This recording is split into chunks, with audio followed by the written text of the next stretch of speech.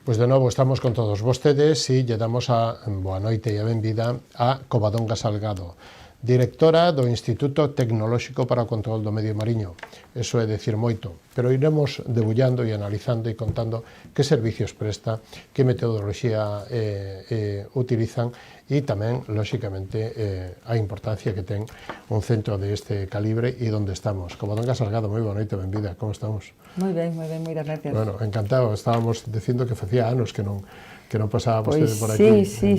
E temos que ir antes do COVID, que parece que foi no outro siglo xa, non? Si, o COVID marca a década, o paso do tempo. Efectivamente, creo que esta é a terceira vez que estou aquí. E a verdade, bueno, encantada. Bueno, pois nós tamén.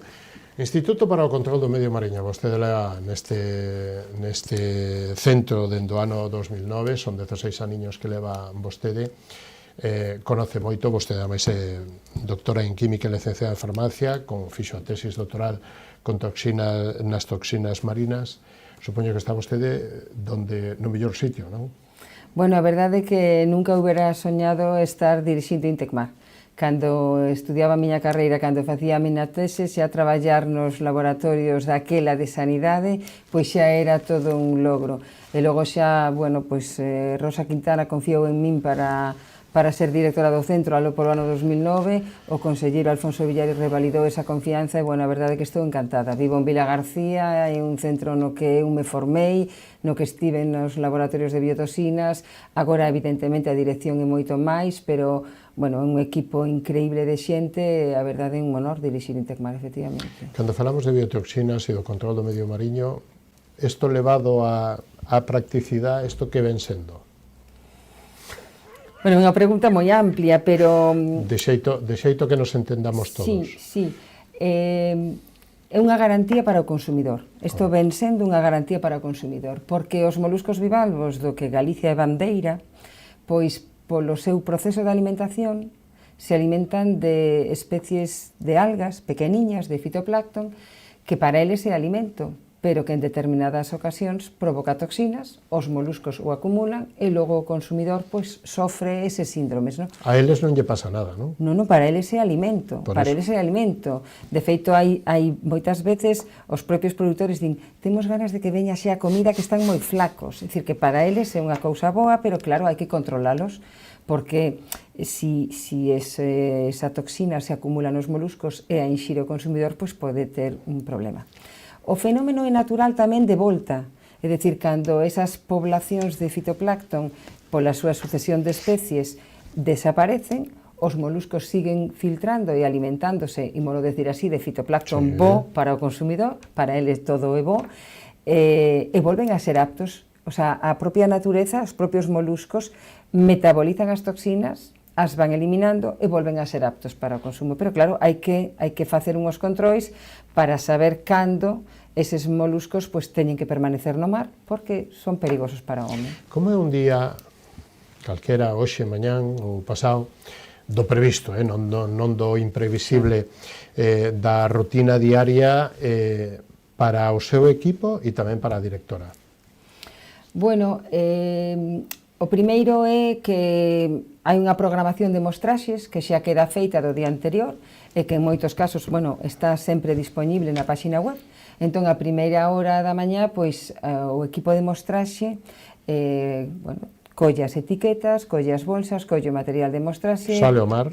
Bueno, vai cas furgonetas ata os muelles, sae ao mar nos barcos do sector bateeiro, recolle as mostras, as etiqueta e as volve para o laboratorio. No laboratorio, mentras tanto, pois están en marcha todos os procesos de, por así decirlo, ir despertando os equipos, ou poñendo os equipos a punto, lavado de material, se non quedou feito do día anterior, controis de calidade, rectas de calibrado, ter os equipos a punto para cando cheguen esas mostras ir empezando o traballo manual de extracción e de procesado. Os tempos nos distintos laboratorios son distintos, é dicir, en biotoxinas todos os días se reciben mostras, en microbioloxía con carácter xeral luns, martes e mércores, nas outras unidades suele haber dúas tomas de mostra ao ano, porque os análisis son moi longos, entón as diferentes etapas son as que levan o día a día do traballo. de cando en vez temos auditorías da Entidade Nacional de Acreditación.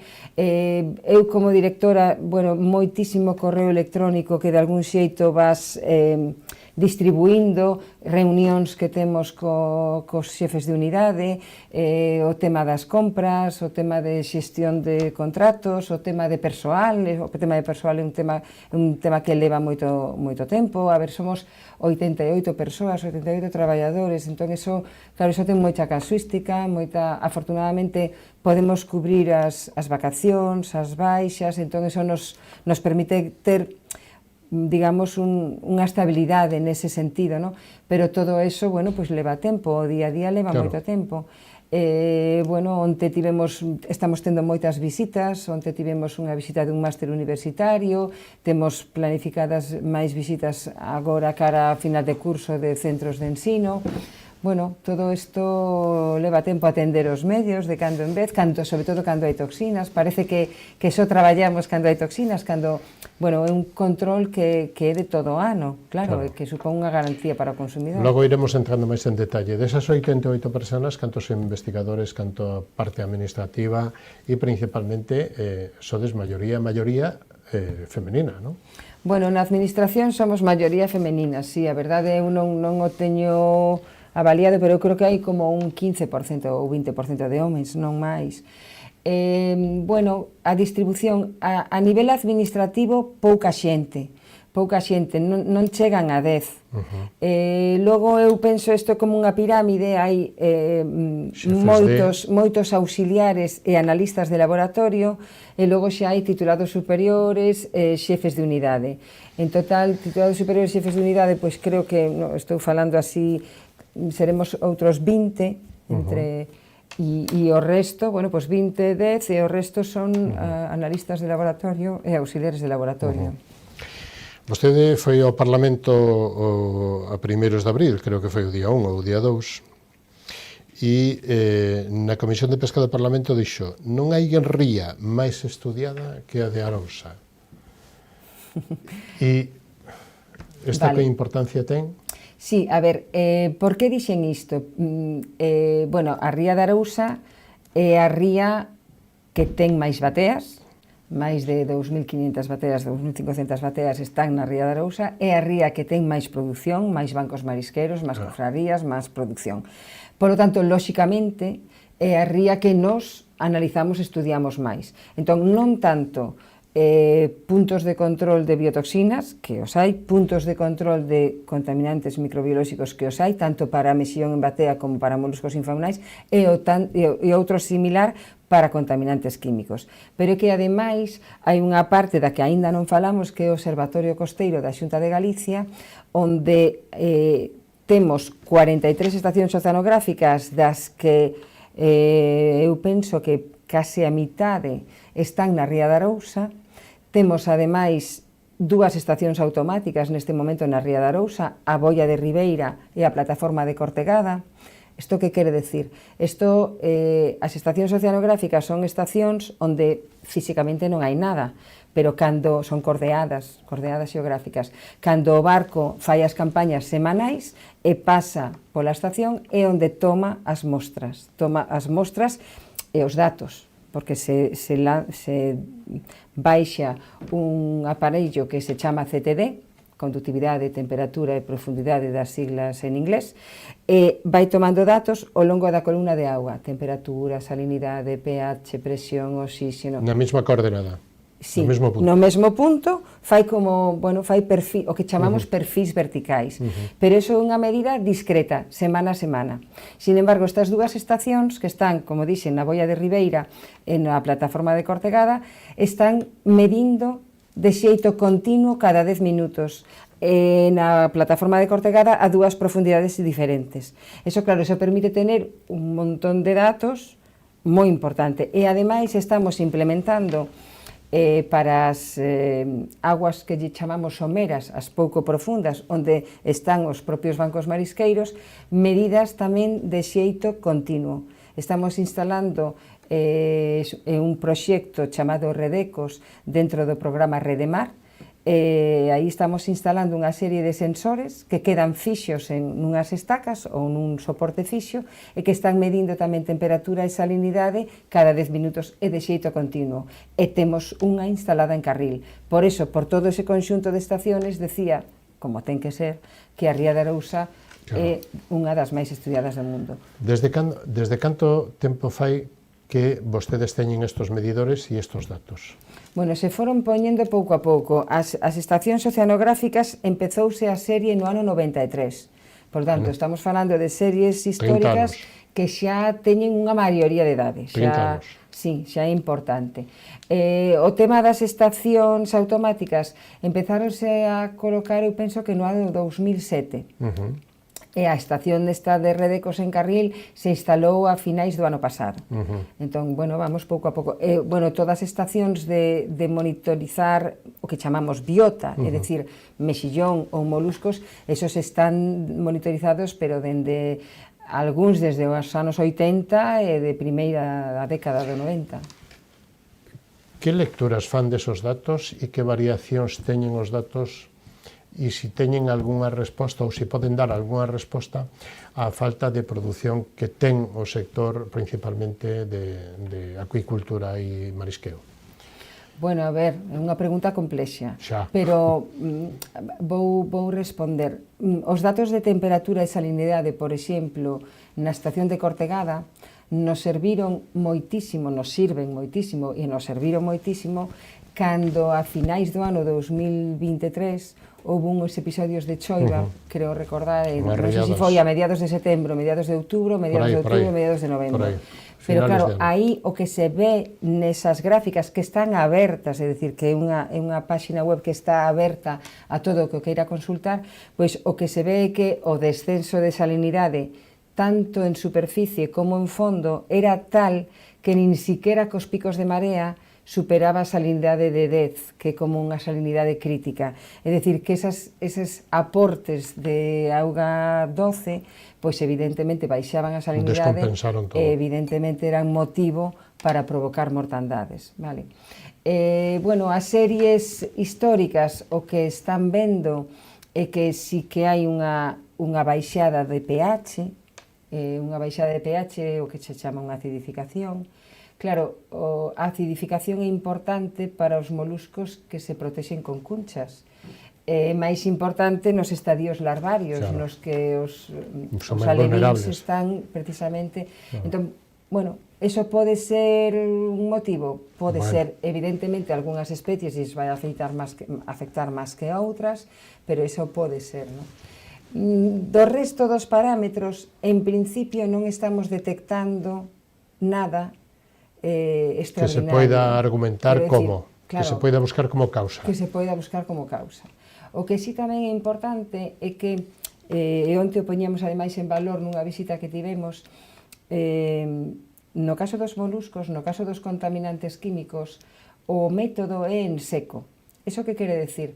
Iso quere decir que os moluscos non se trituran e se destruen, sino que se liofilizan, se lles elimina a auga, e logo, unha vez que quedan secos, se trituran nun molino de bolas, e ao final o que temos é un pó seco e, polo tanto, estable, si se conserva adecuadamente. Co cal quere decir que temos testigos de mostras de moluscos dende a década dos 90. É dicir, que si agora fora interesante pois buscar determinado composto, bueno, pois temos aí material para poder indagar nel. Eso é importante tamén. E o mesmo pasa cas preparacións histopatolóxicas. As preparacións histopatolóxicas que sirven para detectar enfermedades dos moluscos, xa non risco para o consumidor, non, sino enfermedades que podan acabar ca población de moluscos. Sí, bueno, esa é outra parte, claro. Claro, esa é outra parte moi importante. Aí o que se lle fai aos moluscos é similar ás biopsias que se fan aos humanos. Claro, entón se cortan os tecidos e ao final o que queda son preparacións histopatolóxicas en parafina, en disolventes, que esos son estables de por vida. Claro, de por vida. Entón, bueno, se o día de mañá pois hai que retomar algunha mostra e ver se hai algún tipo de parasito que se fora, que pasase desapercibido ou calquera cousa nova, bueno, pois están aí as preparacións. E dende o Instituto Tecnolóxico para o Control do Medio Mariño, hai respostas ou hai sendas, un camiño, un norte no que, digamos, apuntan hacia unha dirección, hacia unha causa ou multicausa ou multifactorial de por que hai baixada de produción? E esta situación tal e como está e a preocupación no sector que ten todos os días? A ver, máis alá do que comentei, nos digamos que todas as nosas analíticas, os datos, os análisis, bueno, están están públicos, están disponibles a disposición do sector, claro. Pero ademais, bueno, de esos datos se nutren moitísimos equipos de investigación. Claro. É dicir, estamos recibindo cada ano en torno a 50 peticións de datos. É dicir, que neste momento, sobre todo tamén, ca ferramenta Redemar, hai moitísimos equipos das 3 universidades traballando cos datos que ustedes aportan. Cos datos que nos aportamos, entre outros, claro. ¿no? Xa. Para tentar avaliar ou coñecer por que se dá esta baixada de produción. Porque é xenérica, é dicir, non é só... A ver, é verdad que hai especies que aguantan un pouco máis, pero é xeralizada de toda Galicia, da zona norte, da Cidade da Arousa. Entón, bueno, está aí, non é fácil. Aínda que estudiemos moito o medio mariño, hai que pensar que o medio mariño, outro día o comentaba un compañeiro, é como se estiveramos mirando por unha rendixa. O sea, estamos vendo pouquiño, comparado, por exemplo, coa atmósfera, os modelos atmosféricos se corren ata 2 veces ao día, os modelos hidrodinámicos se corren unha vez ao día. Entón, bueno, aínda queda moito por coñecer e por saber, evidentemente, moitas respostas que dar. E logo volveremos a eso, pero antes de cantas ferramentas, canta tecnoloxía, metodoloxía cambiou nestos 30 anos do Centro de Control do Medio Mariño ao día de hoxe? Bueno, cambiou moito porque evidentemente os equipos instrumentais cambiaron moito. Pensemos só nos vehículos, é dicir, pasamos a vehículos eléctricos, non? Pero eu chamo quizá a atención sobre tres. Un moi importante foi o método do bioensayo. Pasar do método do bioensayo a métodos químicos para o control de biotoxinas. Estará pensando o sector cando había que poñelo ao rato, non? Claro. O sector do mexillón. Eso foi un salto importante, que tivo sus controversias. No momento, sí. No momento, claro, xa non vamos a entrar en eso. Outro salto importante que tivemos foi ca metodoloxía de metais pesados. Pasamos de técnicas monoelemento, é dicir, ir vendo metal a metal, a técnicas multielemento, onde nunha mesma mostra podemos ler os 9 metais que analizamos. Outras técnicas foron para compostos organoclorados, bueno, pois pasar de gases, de cromatografía de gases con captura electrónica a cromatografía de gases masas, que é unha ferramenta moito maior. Tamén se pasou os equipos de extracción tradicionais, SOSLED, aínda que os sigue habendo, bueno, pois agora xa hai equipos automáticos que fan eso. Tamén se pasou moito a robótica, temos equipos de robótica no laboratorio de biotoxinas, porque claro, son moitas mostras as que analizamos o día, ter que, por exemplo, andar controlando ou axustando o pH mostra a mostra, bueno, pois se tes un equipo que che fai sempre da mesma maneira e que te deixa persoal desatendido para poder facer outras tarefas, pois eso quizás son os, así que me lembre agora mesmo. Digamos que a inteligencia artificial está axudando tamén moito nesto, non? O análisis de datos, non? Eso sí, a inteligencia artificial está axudando no análisis de datos, efectivamente, aí tamén. Na comparativa, non? Estamos falando de 80.000 analíticas ao ano? Sí, non é fixo, pero sí. Bueno, nese entorno. Claro, contando entre os ensaios oceanográficos, fitoplancton, nutrientes, carbono orgánico disolto, e xa os análisis en biota, é dicir, biotoxinas, microbioloxía, viroloxía, contaminantes químicos, histopatolóxicos, sí, baixamos de 80.000, sí. Sí. Vostede, cando escoita algúns colectivos que falan de que a ría de Arousa está contaminada, vostede que pensa? Bueno, a ver, a ría de Arousa non está contaminada, estamos botando mal sobre o noso medio de vida. En xeral, se nos miramos contaminantes químicos, en Galicia non hai grandes problemas de contaminantes químicos. Pode haber problemas con algunha especie en concreto, como pode ser o reloxito, ou como pode ser a volandeira na ría de Vigo, pero non é o caso da ría de Arousa. Si falamos de contaminación microbiolóxica, en xeral están mellorando as zonas de clase A, que son as mellores, o porcentaxe de zonas de clase A duplicouse. E o porcentaxe de zonas de clase C, que son as peores, reduciuse a mitad. É dicir, que a contaminación microbiolóxica está mellorando, é dicir, menos contaminación microbiolóxica. Por lo tanto, a ver, temos análisis todas as semanas. A ver, é unha mágoa que se diga eso porque non é verdade. Ou polo menos non temos datos de decir que temos este contaminante que está aumentando. Bueno, pois non é o caso. A verdade é que non é o caso. A veces queremos ver temores e queremos ver cousas futuribles, pero a día de hoxe o que temos é unha ría con produción, con zonas de produción moi... Somos zona champion no mundo en producción. E en analítica e en garantía de calidade, como vostedes, como Instituto para o Control do Medio Mariño, estamos no mesmo nivel champions, é dicir, estamos nos primeiros postos do mundo? Estamos, pero é que temos que estar, é a nosa obriga, claro. Pero estamos. Vou poñer un exemplo. Somos Laboratorio Nacional de Referencia de Biotoxinas. Recibimos mostras de outras comunidades autónomas que non teñen un laboratorio como o noso, e que nos las mandan a nós para analizar.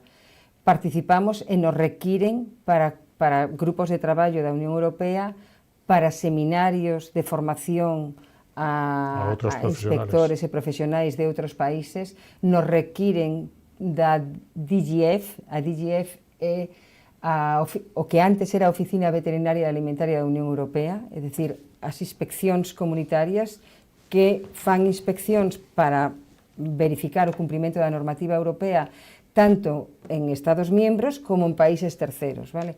Bueno, pois o ano pasado eu estive en Nova Zelanda, precisamente nunha auditoría, neste mesmo mes unha persoa do laboratorio vai a ir ao Reino Unido, é dicir, nos requiren para eso. Complexo ningún.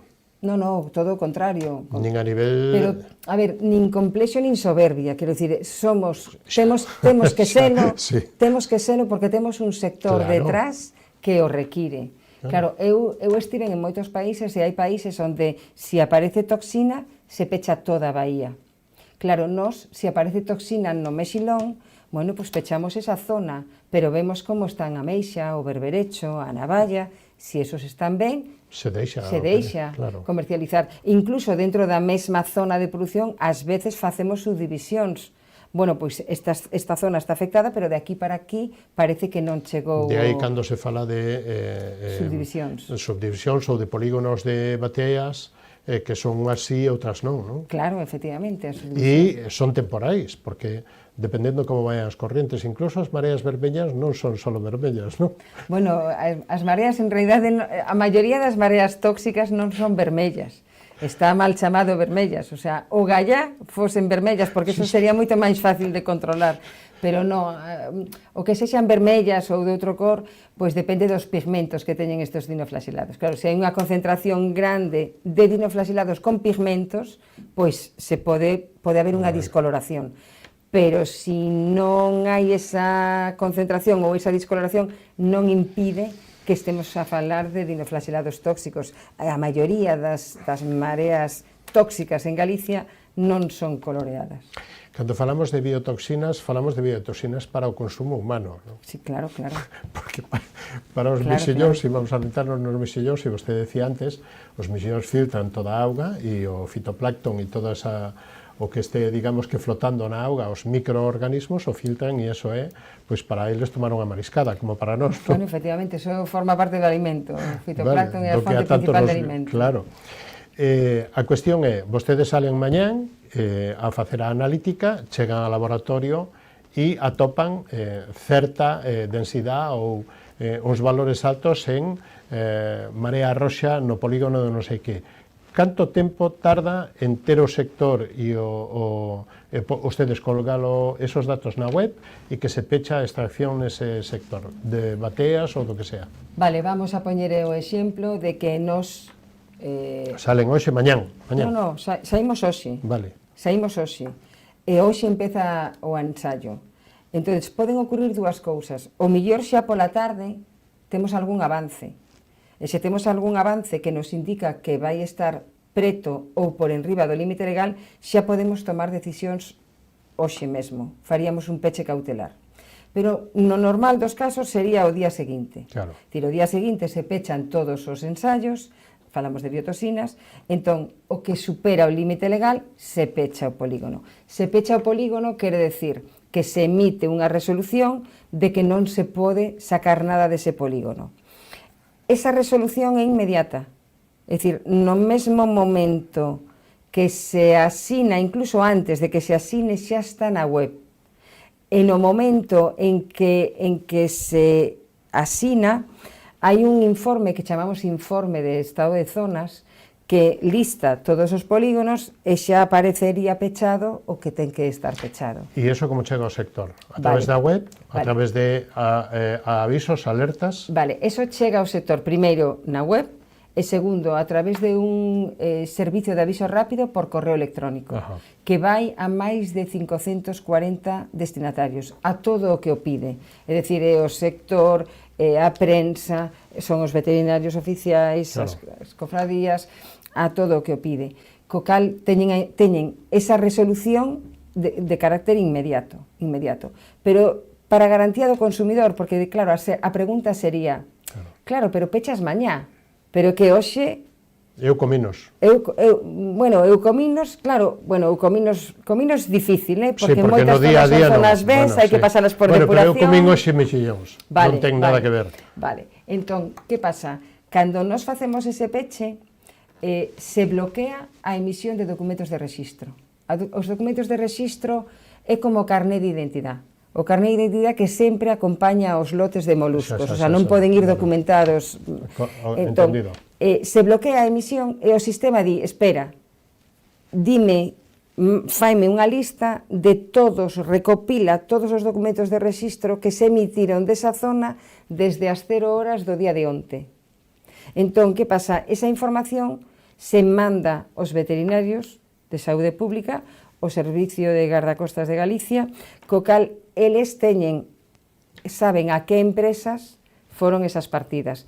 Como as empresas teñen que ter un plan de análisis de peligros e puntos de control crítico, teñen que ter, e o teñen inventariado, como que se hai un peche de biotoxinas, a miña produción do día anterior ou ben a devolvo ao mar, ou ben a analizo, ou ben a destruyo. Esa é un pouco a garantía... Ou a depuración, non? Non, porque a depuración non elimina as toxinas, eso ten que quedar claro. A depuración elimina a carga bacteriana, pero as toxinas, gallá, claro, entón teríamos xa a solución, pero a depuración non elimina as toxinas. Pero claro, como a maioría das zonas son de clase B, teñen que pasar por depuración, polo tanto estamos a tempo. Estamos chegando antes de que eso chegue ao mercado. Claro, e esa é a garantía, un dos procesos de garantía, a trazabilidade da extracción, da batea A e o bateeiro tal ou a empresa B, non? A toma de decisións é moi rápida, é dicir, ás veces... Pero ten moita responsabilidade. Claro. Porque influye moito na economía e no procedimento. Pero eso non o podes pensar. Xa. Se o pensamos mal... No. E aí hai que facelo dende o punto de vista de a garantía da cabeza, non do corazón. Porque podemos estar falando, e moitas veces falamos, de que hai que pechar polígonos en fechas claves, como poden ser as Navidades, ou como poden ser fechas lóxicamente importantes para o cartillo, non? Sí, pero claro, tamén hai que pensar que se hai calquera incidente no mercado, eso é un desprestixio... E as causas que poida haber. Claro, para todo o sector e para toda a cadea que vai detrás incorporada. Claro, de aí a responsabilidade, de aí a, digamos que, a metodoloxía que ten que ser infalible, claro. Sí, hai uns límites claros, si se superan hai que pechar as zonas, incluso antes de que se superen, si vai incrementándose, se fan moitos peches cautelares, precisamente para adiarnos un pouquiño a eses niveis de toxicidade elevada. En que proxectos están baraxando, estudiando, traballando ahora para, bueno, para que poidamos ter, que nos quedan menos de 5 minutiños, isto corre máis que do que... A ver, actualmente hai activos 14 proxectos de investigación, 4 con fondos europeos, 5 con fondos nacionais, 4 totalmente financiados cos fondos da comunidade autónoma, e un que é o Programa de Ciencias Mariñas de Galicia, que ten financiación tanto española como galega. Como pode orientarnos a donde van destinados esos estudios? Bueno, digamos que a maioría, moitos temas de cambio climático, moitos de temas de contaminación, algún de temas de toxinas, de metais, pero principalmente, digamos que contaminantes químicos, esas son as grandes temáticas. Por exemplo, estamos traballando cos aditivos dos plásticos, estamos traballando cos residuos de caucho, a nivel de contaminantes químicos que están, digamos, estamos traballando con temas de contaminación accidental por gases, por sustancias gaseosas, non por hidrocarburos, sino por gases, por químicos. Bueno, se está traballando tamén en temas de toxinas, en transformacións de toxinas.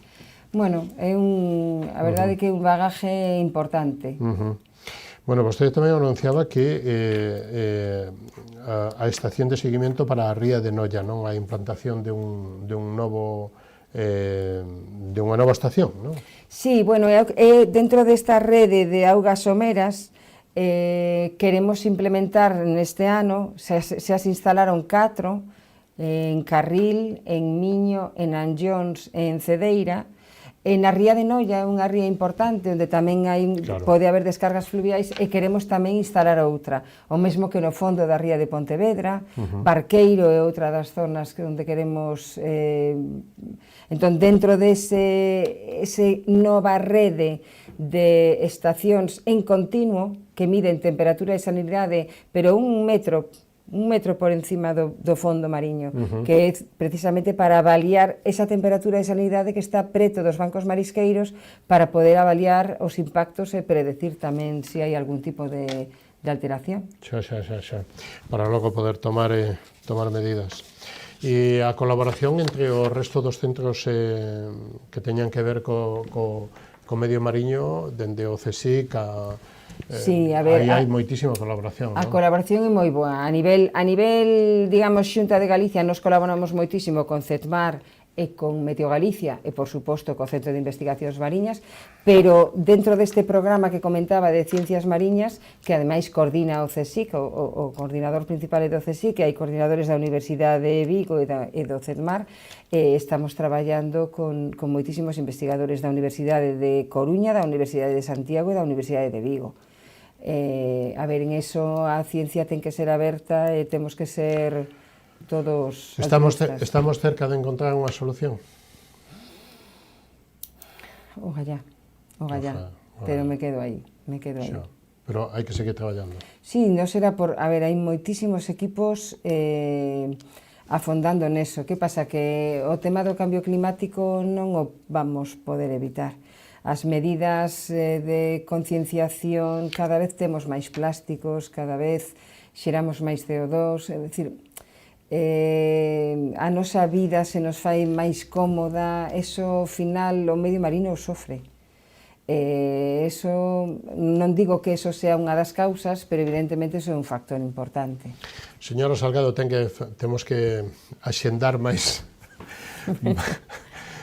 entrevistas como esta e poder falar de todo isto, pero foise o noso tempo. Ten a última intervención, un minuto para dicir o que vostede queira ou que eu non lle preguntín neste pase por esta edición do programa Falemos. Pois non veña preparada para isto. Pero bueno, que lle gustaría decir ao sector ou digamos que... Bueno, a mí me gustaría decir tanto ao sector, ao consumidor, decir a todos os que nos escoitan, que Galicia é bandeira en moluscos bivalvos, ten un sistema tamén bandeira de control e que poden degustar con total garantía os moluscos que chegan ao mercado polos canes reglamentarios. Poñer en valor eso creo que é importante, e que todos saquemos peito do que temos nas nosas costas e nas nosas rías, que a verdade é que é un orgullo e temos que poñelo en valor. Pois moitísimas gracias, foi un placer contar con vostede en esta edición. Hasta unha próxima ocasión, lle decimos moi boa noite e moitas gracias. Moitas gracias a vos. Nos vamos á publicidade, da man dos patrocinadores volvemos e recibimos a Ángel Moldes, alcalde de Pollo. Analizaremos a política municipal que se van alá 2 aniños desta legislatura, así que non o perdan, dentro desta tiño volvemos.